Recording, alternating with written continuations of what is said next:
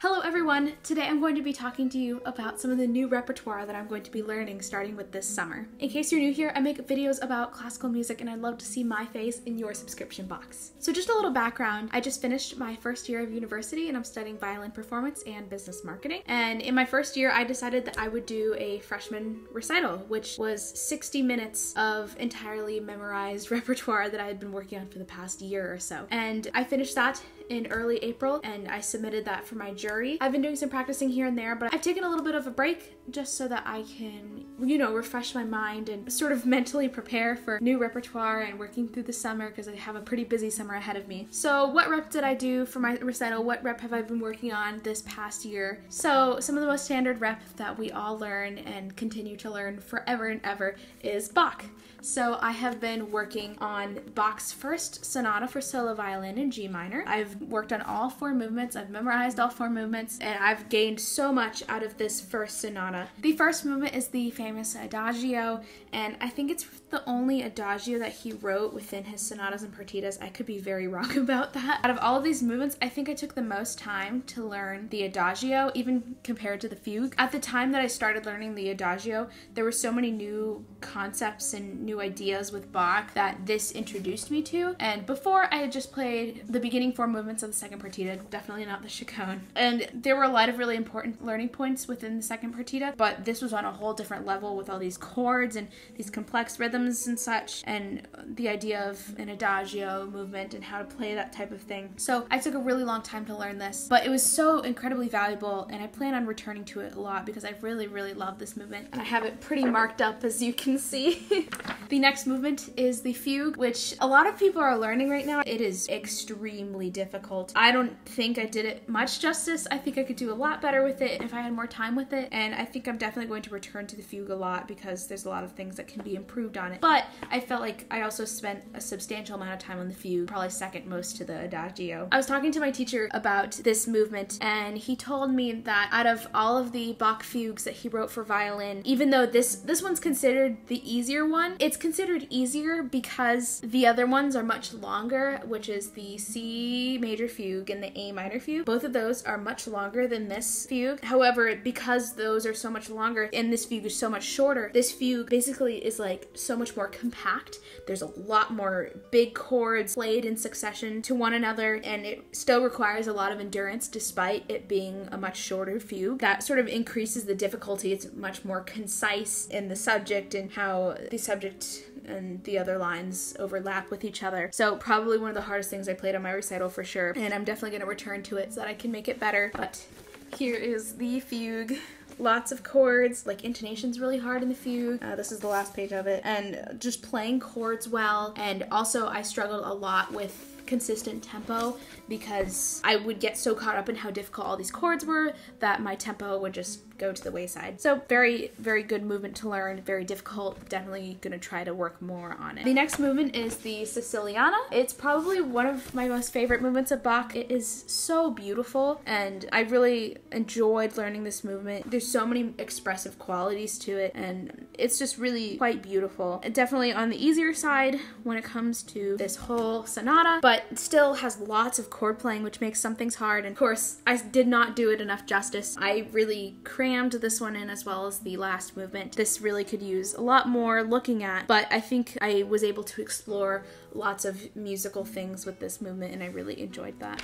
And the last movement, the famous Presto, another movement that's often played with this sonata. I definitely spent the least amount of time on the Presto, sort of because it was coming up close to my recital. I had spent maybe too much time on the first two movements and did not give as much needed time to the last two. So also with the Presto, I plan on looking at it a lot more. It's like deceptively difficult. Like it looks easy on the page, but memorization was kind of hard for me just because there's so many notes and some things repeat but in different ways, and I especially had trouble remembering different shifts and fingerings and such. So that was really tricky. And also having a good tempo. Endurance also was really difficult for me, especially when doing all of the repeats. This was the least put together piece on my recital just because I had a lot of memory slips and such. So I'm probably going to return to this one every once and again, maybe as a warm-up to test my memory and also just to get my fingers moving. So it's also a really great learning movement. So what new Bach am I learning? Well, let me tell you, I'm learning the E major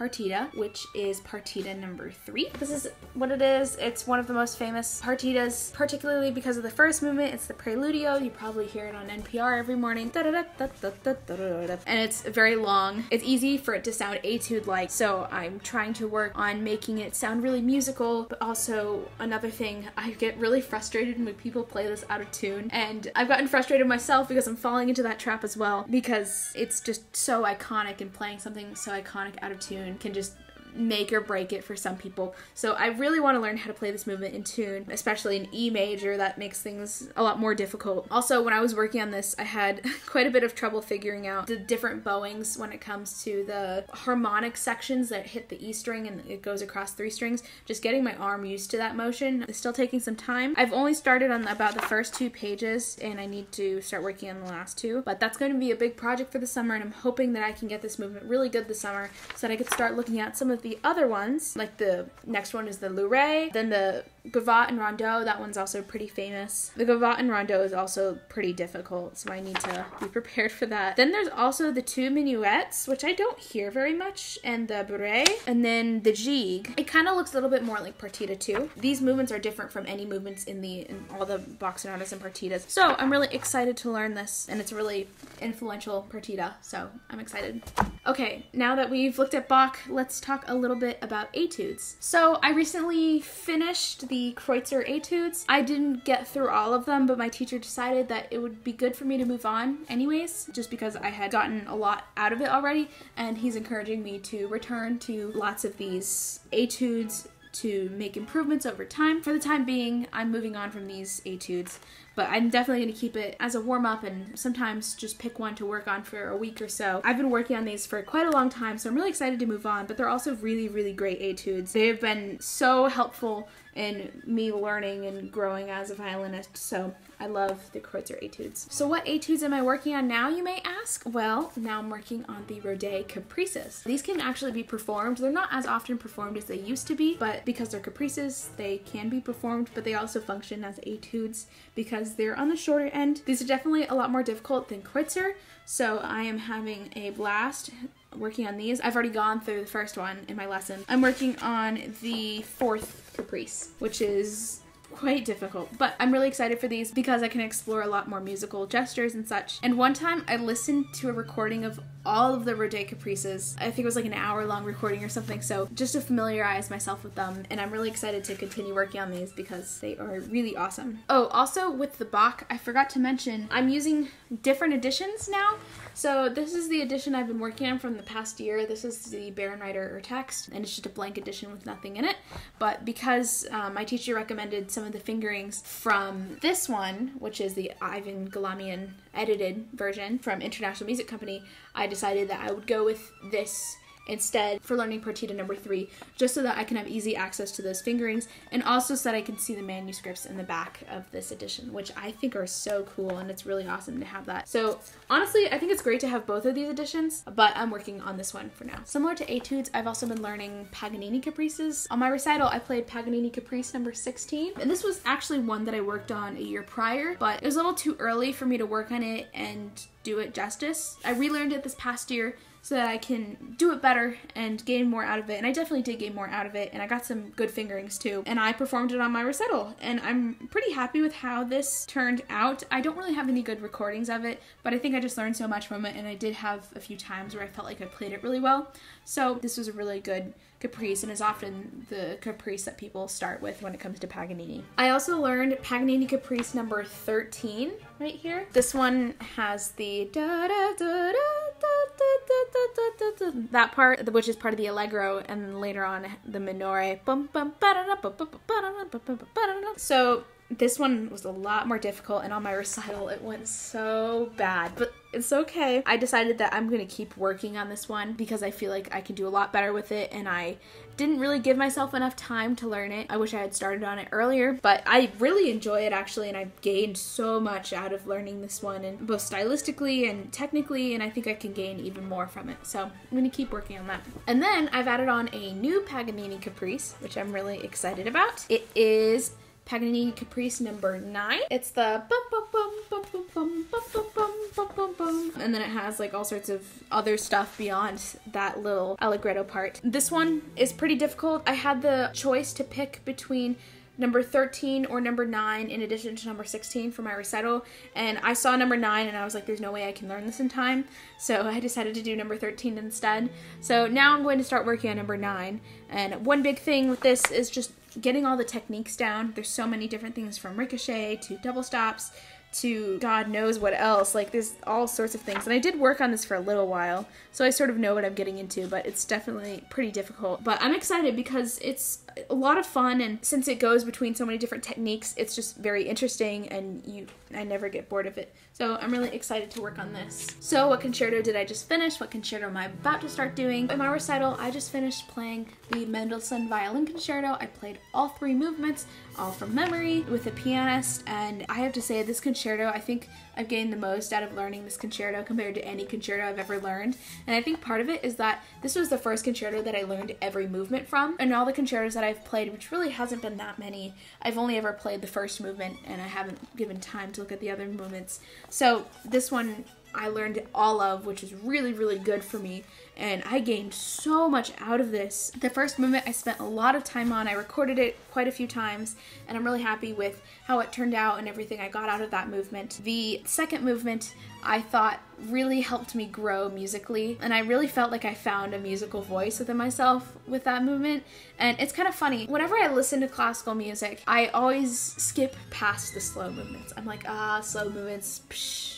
Like, who likes those? But whenever I play slow movements, I love playing them. I don't know what it is. I guess that's just what my musical voice gravitates towards. I feel like I can be so much more expressive, and I could really include my own ideas within slow movements that you can't necessarily do with fast movements sometimes, or it requires a lot more skill to include your voice in those quicker movements. Mendelssohn's second movement really helped me grow a lot. And then the third movement, I also learned this in a pretty short amount of time, but I was actually really happy with how it went in my recital. It went a lot better than expected. In my recital, I actually hit the harmonics in the third movement, which I had not done in almost any playthrough before, so that was really exciting for me. Although I did have a lot of issues with tempo and like rushing in this movement, so maybe I'll return to it at some point and really try to regulate my tempo and such. But overall, Mendelssohn Violin Concerto, amazing piece. If you're currently a violinist and you haven't played this yet, and you're at a similar level to me, of course, you definitely need to play Mendelssohn because you will gain so much out of it, and it's such an influential piece in the violin world. And I'm so glad I learned it, and it's really exciting. So, what concerto am I working on now? I just got this one in the mail a few weeks ago, and it is the Vieuxtemps Violin Concerto No. 4. Now, Vieuxtemps concertos are a little bit less known, both in the classical music world and even in the violin world. Not a lot of people hear about him, and it's kind of hard to say his name. He wrote a lot of violin concertos. His most notable ones are 4 and 5, and there are some really great recordings out there of 4 and 5. I've fallen in love with the Hilary Hahn recordings already. But these concertos are extremely difficult, and I plan on learning all of this one as well. Let me just let you look at this first page. This violin part is insane, and I think there's 4 movements. Also, in the 4th movement, there's this section. I don't know if you could see that very well, but I have no idea how I'm gonna freaking play that. I talked to my teacher about it, and he kind of explained it to me, but I don't know how I'm gonna possibly be able to execute that. But we'll see. But this concerto is definitely one of the more virtuosic concertos. Definitely a lot more than Mendelssohn. Although Mendelssohn's is still incredibly valuable, but this one is a lot more challenging for me, and it reminds me a lot more of like Paganini kind of stuff, just in techniques and such. And it's really, really difficult, and I think 5 might be even more difficult, but this is a lot for me. It has a lot of runs, a ton of double stops and high stuff. So this is gonna really, really grow my playing for sure, because it's not necessarily a reach, but it's just very different from the Mendelssohn, and I need more work on that kind of virtuosic playing if I'm gonna improve my skills on the violin. So I'm very excited to learn the Vieuxtemps Concerto. I've just started working on the first movement, and I haven't done that much work in it yet, so I'll tell you more about it the more I work on it. But yeah, Vieuxtemps 4, can't wait. And one last piece that I'm going to be learning, which I'm really excited about. So all the time when I'm playing violin, I want to be playing a piece by a woman composer, or a composer of a marginalized gender, or a BIPOC composer. I just want to have somebody who's not an old dead white man. And if you know a little bit more about me, I'm really passionate about trying to get out of that status quo. Unfortunately, I can't do that as much with my repertoire. I do that in other areas, but I can actually play a piece by a woman composer this coming semester, and I don't have the music for it yet, but I'm going to be playing Ethel Smyth's Violin Sonata. Ethel Smyth was a really amazing and influential woman composer, sort of the very early 20th century, late 19th century, and she was so incredibly influential. She wrote an amazing opera, and she, of course, wrote this Violin Sonata. If you haven't checked out this Violin Sonata, it's really, really cool. And she's just such an amazing composer, and I'm really excited to be playing a work by her, and hopefully I can incorporate more works by women composers, BIPOC composers, and such in the future. And I'm really excited to play something that's not in the standard repertoire, which it really should be. Also, just a little bonus at the end of this video in case anybody's wondering about what scale systems I've been learning. I have two different ones that I primarily use. One of them is the Carl Flesch scale system. I've had this book for a really long time, and I've had it bound too, which is great. And it just has like comprehensive scales for all keys, all different types of techniques, all sorts of patterns. It's very comprehensive, and it has like rhythms and everything and bowings. And it's a really great scale resource that I think everybody should have. And I've been using a lot of things from in here, especially when it comes to double stop work and such. But the main book that I use for scales more specifically is the Barbara Barber Scales for Advanced Violinist book. And this one is really, really helpful to me and has been for a while, and it's what my teacher uses primarily for our studio. And it's basically the Carl Flesch scale system, but broken down into more manageable chunks so that it's a much smaller book, and each key only takes up 2 pages instead of like 6. So it's a lot more manageable, a lot more readable, but it still includes a lot of the really essential things like scales, arpeggios, broken thirds, chromatics, octaves, thirds, sixths, fingered octaves, tenths, harmonics. Yeah, it has basically all the necessities, and Barbara Barber is a really awesome violinist, and all the stuff that she's published, I've worked through her Solos for Young Violinist books in the past, so she's awesome. And yeah, those are all of the pieces that I played last semester and the pieces that I'm going to start playing starting with this summer.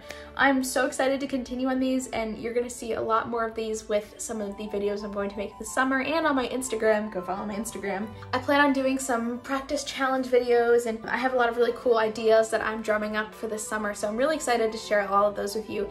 And if you have any videos that you would like to see, let me know in the comments. I sort of have a wide range of videos on my channel right now, which are all in the realm of classical music, but I wanted to see what you guys really enjoy. But anyways, I'm so excited to embark on this journey of this new music. Also, give this video a like if you enjoyed it. Without any further ado, I hope you have a wonderful day. Goodbye.